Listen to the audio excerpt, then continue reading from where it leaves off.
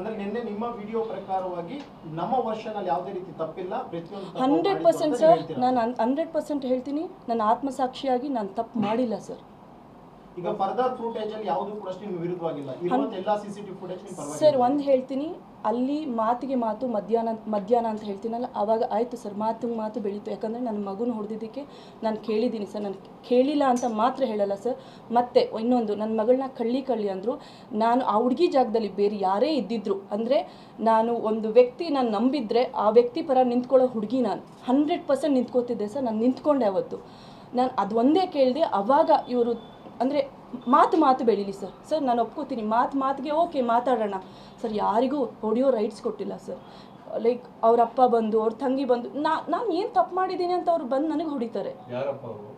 ಅವ್ರ ಅಪ್ಪ ರವಿಕುಮಾರ್ ಯಾಕೆ ಬರ್ತಾರೆ ಸರ್ ನಮ್ಮ ಹತ್ರ ಹೇಳಿ? ನಮ್ಮ ಮನೆಗೆ ಬಂದು ಮುಟ್ಟೋಂಥದ್ದೇನಿದೆ? ನನ್ನ ರೂಮಿಗೆ ಬಂದು ತೆಗಿಯೇ ಬಾಗಿಲು ಅಂತ ಹೇಳೋದನ್ನು ನೀವು, ಐ ಥಿಂಕ್ ನಾನು ಅದನ್ನು ಹಾಕಿದ್ದೀನಿ, ತೆಗಿಯೇ ಬಾಗಿಲು ಅಂತಾರೆ.